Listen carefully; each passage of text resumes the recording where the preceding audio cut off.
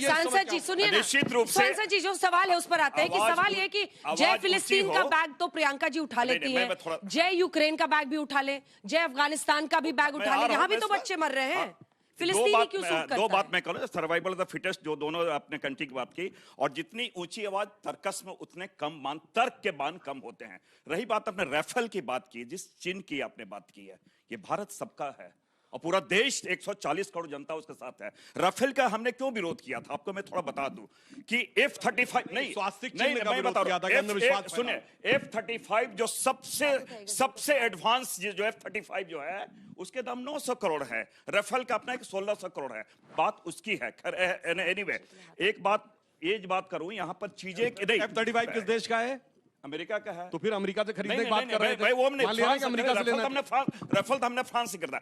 बातें यहाँ पे राफेल खरीदने के लिए तो आप भी गए थे ना, आपके पास पैसा नहीं था, खरीद नहीं पाए। यहाँ बातें, यहाँ सुनिए, करप्शन था, यहाँ बातें गैस और भ्रष्टाचार। रागी जी एंटोनी जी कह रहे थे कि पैसा क्या पेड़ से टपकता है, पैसा खरीदने के लिए। रागी जी ये सच्चाई है।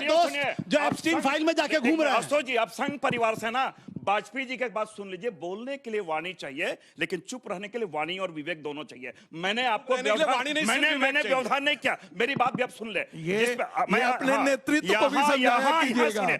यहाँ हम गैस तेल की बात, जो प्रॉब्लम उसके बारे में बात करें, हम धर्म के उल्लेख है, ये आपको बचने का एक तरीका है, इसलिए हमने कहा ये बचने का तरीका है। हम जब वर्तमान की बात करें, आप इतिहास में चले जाते हैं। और एक बात जो सबसे महत्वपूर्ण, बच्चे तो यूक्रेन में भी मर रहे हैं, बच्चे अफगानिस्तान में भी मर रहे हैं, दोनों जगह इसलिए मैंने कहा ले लेते हैं। युद्ध किसी भी समस्या का समाधान नहीं है, युद्ध अपने आप में एक समस्या है। यहाँ एक बात और को, जो हालात, इसके जो दुष्परिणाम भारत में क्या आ रहे हैं, सुखदेव जी, अच्छा वाणी और विवेक आपके नेता पर भी लागू होता है क्या? एलपीजी कहां से लाऊं जी, ये स्लोगन चल रहा है। बात का मैं समर्थन बात सही है, सुनिए इस बात में, मोदी जी एलपीजी कहां से लाऊं जी, एक पॉइंट मुझे स्थिति ये है। देखिए, युद्ध की बात कौन कर रहे हैं?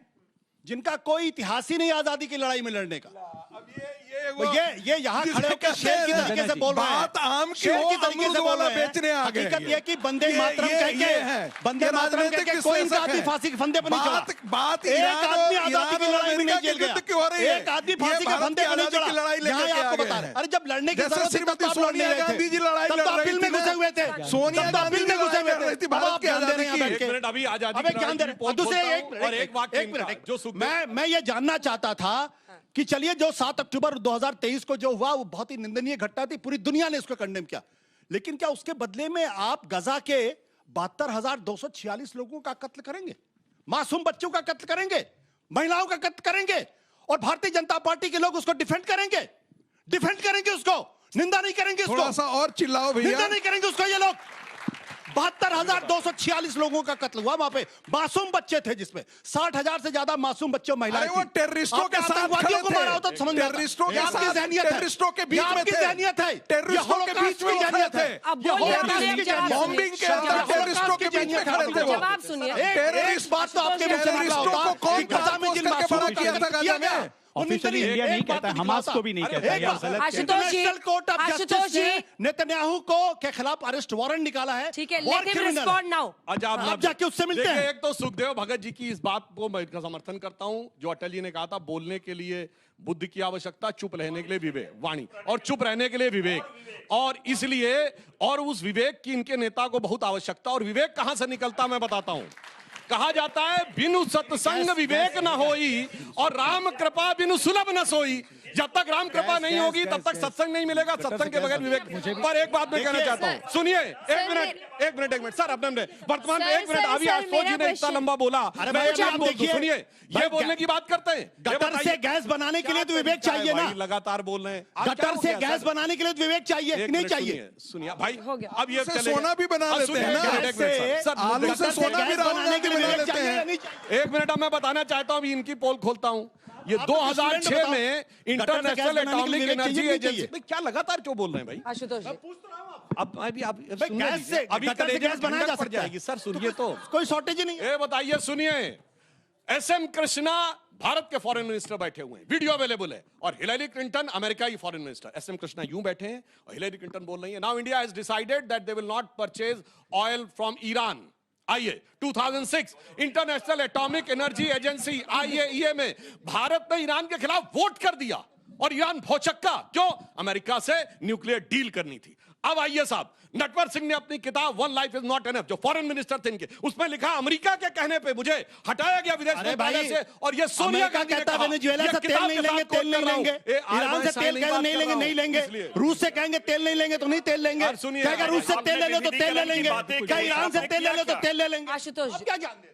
ना लैटिन अमेरिका से ले सकते हैं, ना रूस से ले अरे सकते थोड़ा हैं। कांग्रेस को भी क्या लड़ने दे रहे दीजिए, सारी लड़ाई आप ही कर लीजिएगा, कांग्रेस को भी बोलिए। मतलब केजरी से आशुतोष को ज्यादा ज्वाइन कर लेना केजरी चाहिए भाई, कांग्रेस पार्टी के प्रवक्ता के रूप में। ठीक है, चलिए आप सवाल ये विश्लेषक को सर, प्रवक्ता के रूप में ज्वाइन कर लेना सवाल चाहिए पूछिए, कांग्रेस उनको पार्टी। ऑडियो नहीं जा रहा है। अब तो प्रवक्ता नहीं है ना। क्वेश्चन इज कि अगर आप सबको पता है कि वॉर जो है वही सबसे बड़ी समस्या है, तो वॉर को खत्म करने के लिए आप लोगों ने क्या किया?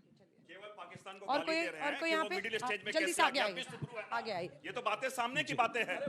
व्हाइट हाउस की प्रवक्ता ने जल्दी जल्दी सवाल सुनिए। अरे गुरु, इंदिरा गांधी अरे गुरु, कुछ आवाज जनता की भी हो जाए। आंदोलन के माध्यम से उन माननीय सांसदों, की लड़ाई में कितने गुट नेताओं ने भारत के पक्ष में वोटिंग की थी? बताइए, 4 ने नहीं की थी। मुझे लगता है बताइए बहुत अच्छा 71 में सवाल कितने है। लोगों ने वोटिंग की थी? गुट निरपेक्ष आप बताइए, रूस के मात्र 90 हमारे खिलाफ थे। आंदोलन में सुधांशु जी प्लीज। सर मिडल ईस्ट में हमारे लाखों खिलाफ भारतीय थे। काम करते हैं, तो उनके लिए कोई इवैक्यूएशन प्लान तैयार है? जैसे 2022 में रशिया यूक्रेन वॉर के समय ऑपरेशन गंगा चलाया गया था। सर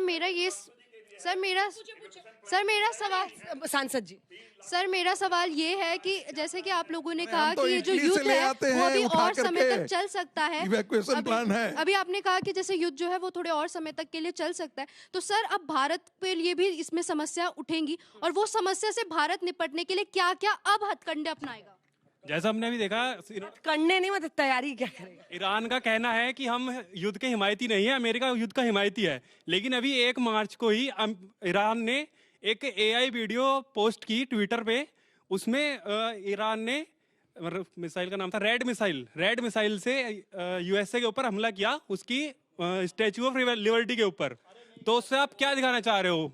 वीडियो के बारे में चर्चा कर रहे हैं, ठीक है। AI वीडियो से एक अलग मीम वॉर भी इन देशों के बीच में चल रहा है। जल्दी से छोटे-छोटे सवाल, और जो सवाल पूछे जा चुके हैं रिपीट मत कीजिएगा। सर आपके मैंने माइक पकड़ा हुआ है मैम। आपके पास कोई स्ट्रेटेजी है या सिर्फ बयानबाजी है? ठीक है। सिविलियंस के डेथ के लिए अकाउंटेबिलिटी कौन लेगा? इतने लोगों की डेथ हो रही है और बोल रहे हैं कि वॉर और बढ़ेगा। हाँ, जाहिर तौर पर अमेरिका, इजराइल और ईरान को लेना चाहिए इसके लिए अकाउंटेबिलिटी। हाँ सर मेरा सवाल आपसे है, क्योंकि आप कुछ देर से बोलने की कोशिश कर रहे हैं बट बोल नहीं पा रहे हैं इनकी वजह से। तो जैसा कि ईरान अभी न्यूक्लियर पावर नहीं है, उसको बनने नहीं दिया जा रहा है, तो उसने मिडिल ईस्ट की पूरी फील्डिंग सेट करके रखी है। अगर उसको बनने दिया जाएगा तो फिर क्या होगा? आप नहीं, ये बताइए। कि ईरान को नहीं बनने सेट की नहीं है। दिया जा रहा है, नहीं बॉल मार रहा है। ईरान के सुप्रीम लीडर ये कह चुके हैं। रुक जाइए, लपके ना सवाल। सर जो युद्ध चल रहा है जिसकी कीमत हमारी भारत की आम जनता भी चुका रही है, ये सिर्फ अपनी सुरक्षा के लिए चल रहा है या फिर शक्ति प्रदर्शन दिखाने के लिए? ठीक है, चलिए अब सवालों के जवाब लेते हैं। आप लोग शुरू कीजिए, आपसे ही शुरू कर लेते जी, हैं। सबसे जवाब पहले दीजिए मैं सुमित न्यूक्लियर राणा। वाले के ऊपर जवाब देना चाहूं। जो कंट्री भी 60% इनरिचमेंट कर सकती हो न्यूक्लियर का, उसके लिए 90% तक के पहुंचना कोई बहुत बड़ा टास्क नहीं है।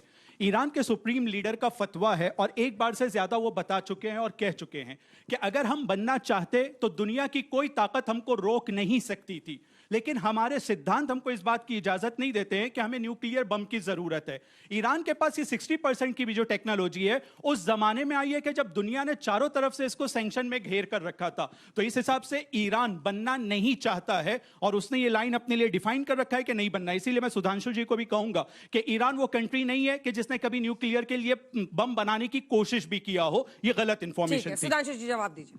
और जो 60% किस लिए प्यूरिफाई किया था? ये बहुत सारे लोग जानते हैं कि मेडिकल में यूज होता है, इलेक्ट्रिक में यूज होता है, दूसरे बहुत सारे कामों में। समझ में आ रहा है ना? सबको समझ में आ रहा है ना कि मेडिकल में यूज होता है, इलेक्ट्रिसिटी में यूज होता है। सारे दुनिया के देश यही कहते हैं। और मैं ये भी बताना चाहता हूं, एक बच्ची ने बहुत अच्छा सवाल पूछा था कि हम कर क्या रहे हैं। एक सीरियस बात, प्रधानमंत्री जी ने एक तो इवैक्यूएशन की बात बताई, तो उन्होंने कहा 1 करोड़ लोग मिडिल ईस्ट के देशों में रह रहे हैं। भारत ने 3,75,000 लोगों को वापस बुलाया है और जो वहां रहना चाहते हैं उनकी सुरक्षा सुनिश्चित करने के लिए वहां के राष्ट्राध्यक्षों से 2 राउंड वार्ता कर चुके हैं। ईरान से भी हम 300 लोगों को निकाल चुके हैं। अब बाकी जो 1,000 लोग थे, 700 लोग वहां रहना चाहते हैं तो वो रह रहे हैं। उसके लिए ईरान की सरकार से भी बात चली। दूसरा, 41 देशों से हमने ऊर्जा के आयात के लिए व्यवस्था की है।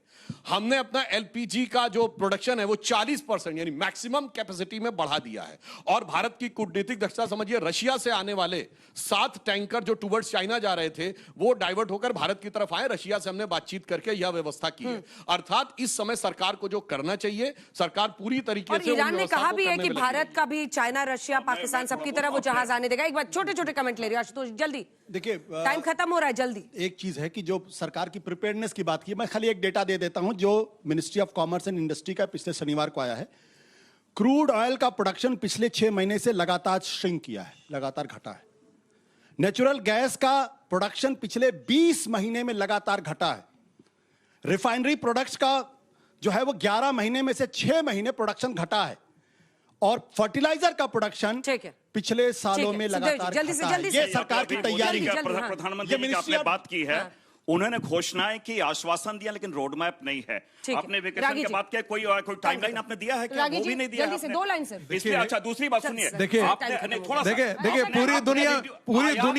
पूरी दुनिया कहां करा रही है। और इसके बाद ऐसी क्राइसिस में आप हमेशा तुलनात्मक दृष्टि से देखते हैं कि बाकी के देश किस दुर्दशा स्थिति में गुजर रहे हैं। चलिए, इसी के साथ तालियों के साथ आप सभी का बहुत बहुत धन्यवाद हमारे साथ हल्ला बोल में शामिल रहने के लिए।